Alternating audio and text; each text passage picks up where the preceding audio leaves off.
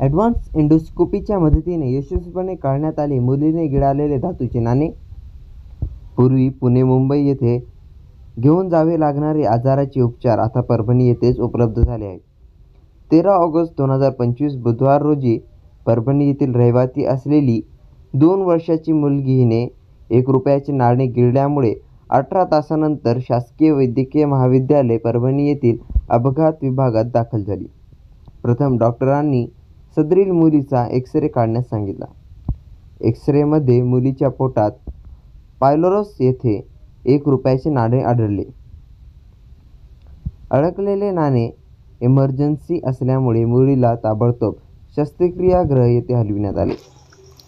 मराठवाड्यातील एकमेव परभणी येथे पेडियाट्रिक एंडोस्कोप असल्यामुळे येथे ताबडतोब रुग्णांची शल्यचिकित्साशास्त्र विभाग अधीनस्थ सेंटर ऑफ ॲडव्हान्स एंडोस्कोपी येथे एंडोस्कोपी करण्यात आली. शासकीय वैद्यकीय महाविद्यालय परभणी अंतर्गत शल्यचिकित्साशास्त्र विभाग प्रमुख डॉ. मनोज मोरे यांच्या अध्यक्षतेखाली डॉ. अब्दुल रहमान तांबोळी यांनी डॉ. उमर अली, डॉ. विजयकुमार येळणे व सहाय्यक मिराज शेख, संतोष शिंदे व गजानन जगताप यांच्या सहकार्याने 1 तासाच्या अथक प्रयत्नानंतर एंडोस्कोपी करून कौशल्यपूर्ण पद्धतीने मुलीच्या पोटातील 1 रुपयाचे नाणे बाहेर काढण्यात यश मिळाले.